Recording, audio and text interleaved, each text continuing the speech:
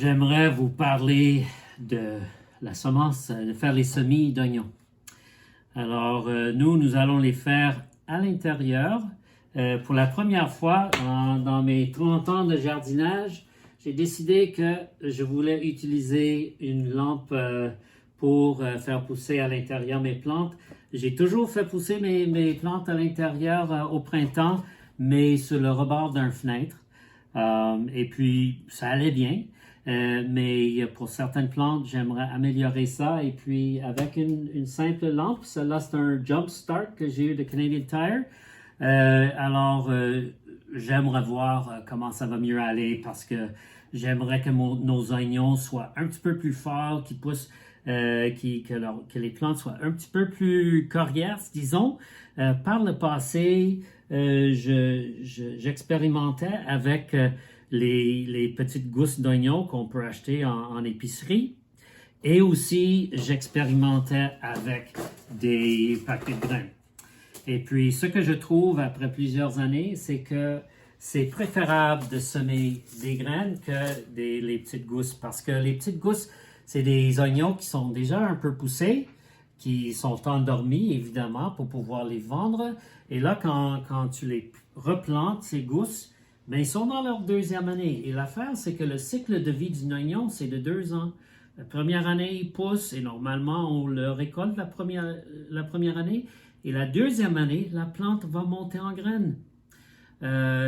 Si l'oignon reste, si tu ne l'as pas récolté, tu le laisses dans ton jardin, l'oignon, et la deuxième année, après l'hiver, ben, ça va monter assez rapidement en graines au printemps.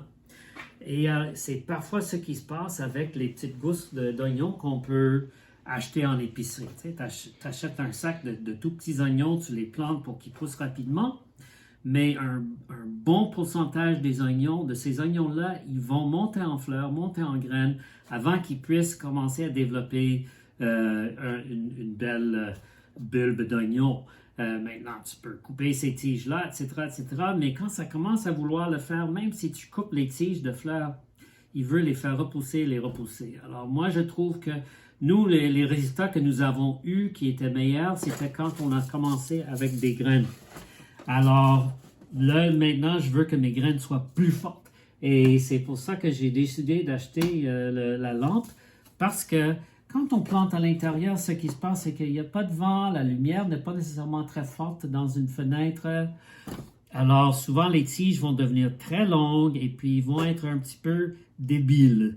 D'accord? On peut avoir un genre de ventilateur qui souffle dessus ou tu peux les toucher comme ça, les tiges, pour que ça devienne plus fort. Mais c'est beaucoup de travail, ça. Une chose qui aide, c'est une lampe, surtout quand la lumière est proche à la plante. C'est ça, on va voir la différence cette année, j'ai hâte à voir. Alors voici les plantes, les oignons que je vais planter.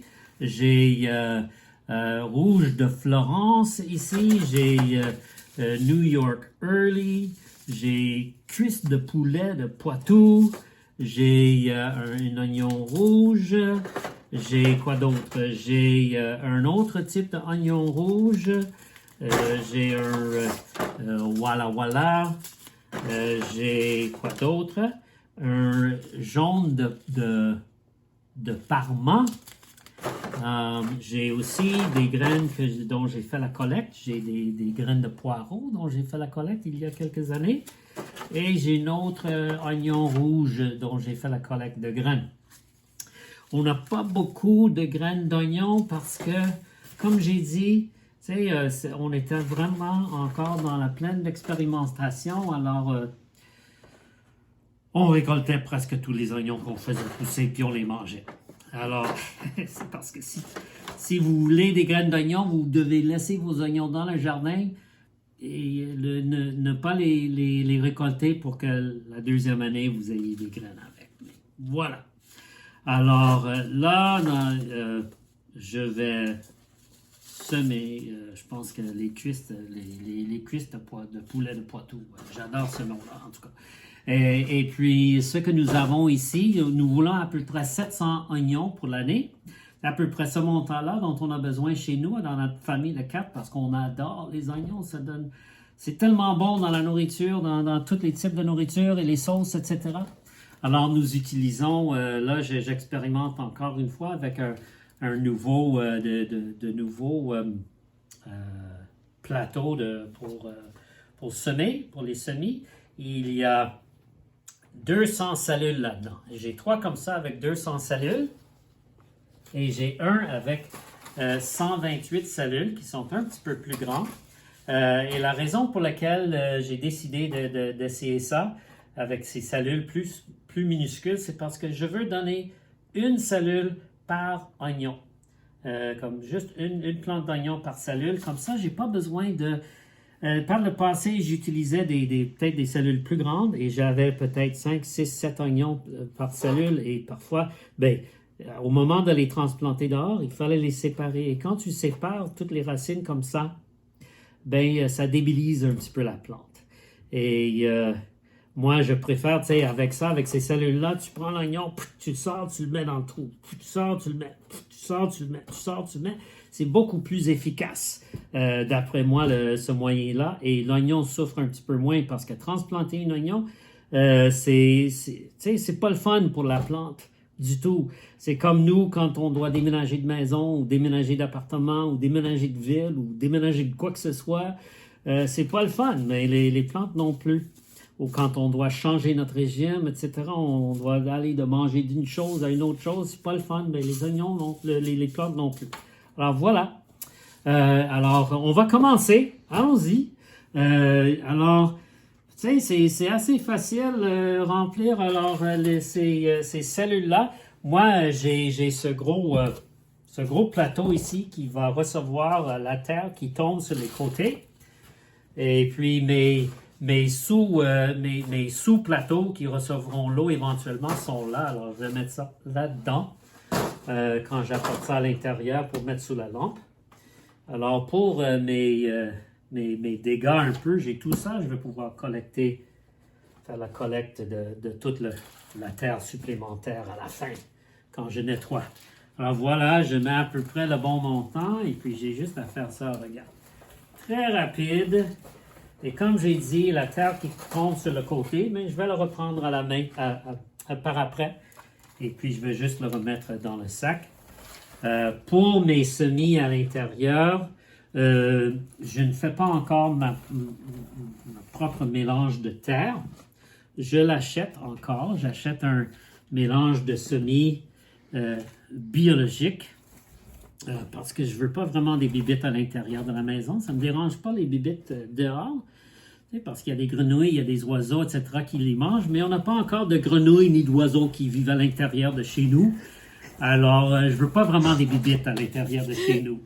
Alors, ça, c'est le mélange que moi, j'utilise, celle-là, et c'est biologique.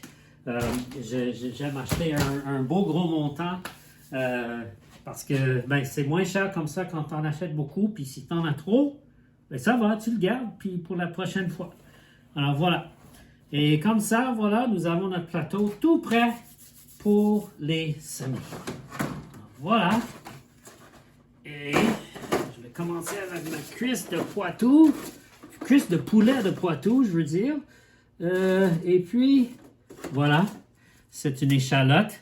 Alors, mon étiquette, c'est j'utilise des pinces pour le linge. Et puis, j'utilise juste des petits morceaux de plastique de pot de yogourt recyclé. Nous, on achète encore le yogourt chez nous parce qu'on n'a pas encore nos chèvres pour le lait. Oh, j'ai hâte d'avoir nos chèvres, mais ça va venir, une chose à la fois. Alors voilà, et puis je réutilise les pots, je fais mes étiquettes avec. Alors, je vais mettre ça là-dedans dans quelques minutes. Alors voilà, je commence. J'ouvre mon petit paquet ici.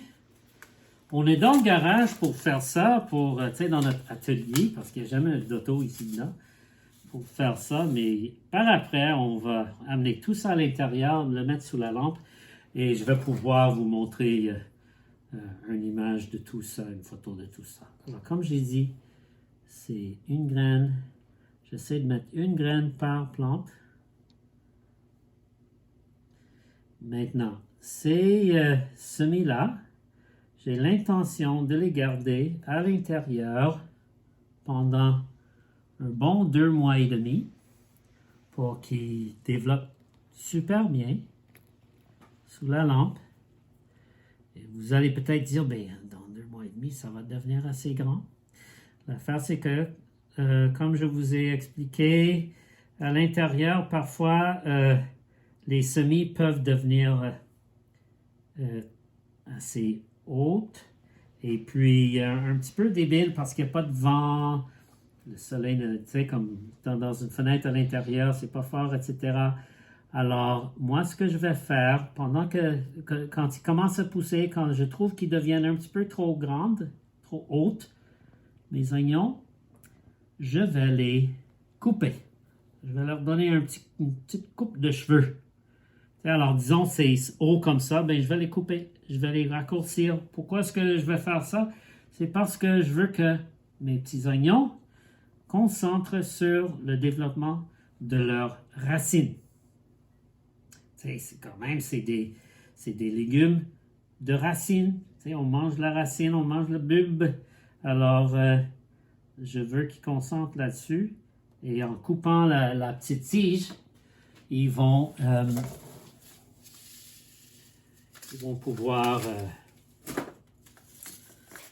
mieux développer leurs racines. Et comme ça, quand c'est le moment de les transplanter, ben, ils auront des racines assez fortes. Vous devrez les avoir. C'est la première fois que j'essaie ça comme ça. Première fois que je vais couper mes oignons comme ça. Première fois que j'utilise des petites cellules comme ça, que je donne une cellule par plante. Maintenant, parfois, je remarque qu'il y a plus qu'une graine qui tombe. Dans une cellule, ça va. Il y aura des cellules avec plus qu'une graine. Puis parfois, ce n'est pas toutes les graines d'oignons qui vont germer. Alors, s'il y en a qui ne germent pas, il y aura, je vais peut-être juste, si je trouve qu'il n'y a pas il y en a qui ne germent pas, ben j'ajouterai des graines par après. Là, j'essaie d'aller jusqu'à la moitié. Il y a 16. 1, 2, 3, 4, 5, 6, 7, 8. Alors, ça, c'est la moitié. Alors, c'est une espèce d'oignon par moitié. Alors, voilà. Alors, j'ai 8 x 8, j'ai 64 semences de cuisses de poulet de Poitou. Et ce que je vais faire, je vais juste, je vais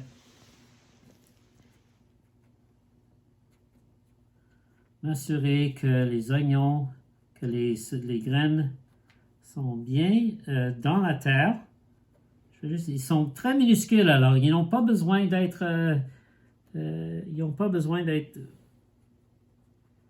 très très couverts de terre, mais un petit peu. Je vais m'assurer aussi que, en faisant ça, que je vais m'assurer qu'il y a de la terre par-dessus et après ça, je vais les arroser. Puis je vais vous montrer comment je fais ça. Alors, j'ai toute cette terre extra qui est tombée sur le côté. Alors, je vais en utiliser.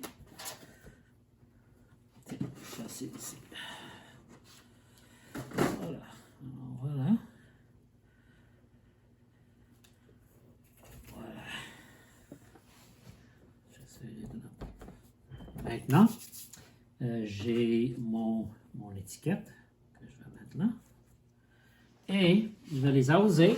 Ça, c'est encore comme la lampe. Ça, c'est quelque chose que c'est assez récent, un achat assez récent. Pendant, comme j'ai dit, une trentaine d'années, j'ai jamais utilisé quelque chose comme ça. J'utilisais un simple, pour mes semis, un simple seau d'eau, quelque chose comme ça. Mais sauf que parfois, ça peut causer des dégâts. Et puis, ça m'assure que, puisque cette terre de semis est extrêmement léger. Alors, si par erreur, il y a trop d'eau qui tombe là-dessus, ben, ça peut faire un gros dégât. Tes graines peuvent toutes tomber. Alors, ça m'aide à pouvoir le faire un petit peu plus facilement. Alors, voilà. Ça fait comme ça. Et puis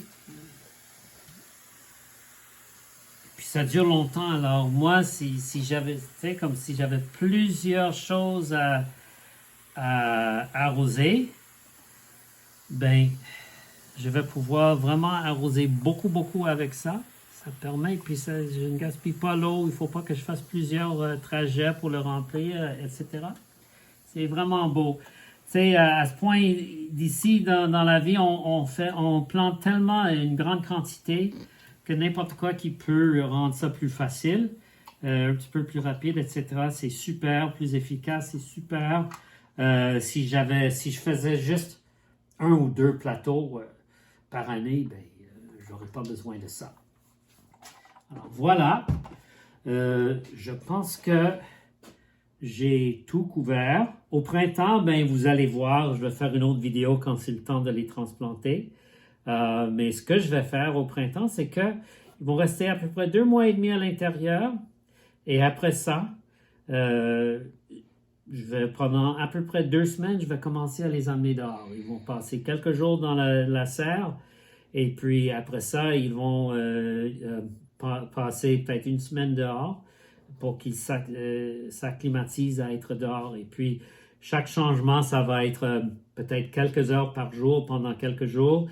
Et après ça, toute la journée, disons, dans la serre pendant quelques jours. Et après ça, quelques heures par jour dehors. Et après ça, toute la journée dehors. Mais ce processus-là, ben, je vais vous le montrer quand ça arrive le temps. Ça sera, disons, entre la mi et la fin avril, je crois. Alors, voilà. Je pense que c'est tout. S'il y a des questions, n'hésitez pas de les poser dans les commentaires. Il me fera plaisir de répondre à vos questions. Dans quelques minutes, quand je les amène à l'intérieur, vous allez pouvoir voir comment ça a l'air. Je vais soit filmer ou prendre une photo de comment ça a l'air sous la lampe, etc. Alors voilà, c'est tout. Alors je vous souhaite une bonne journée.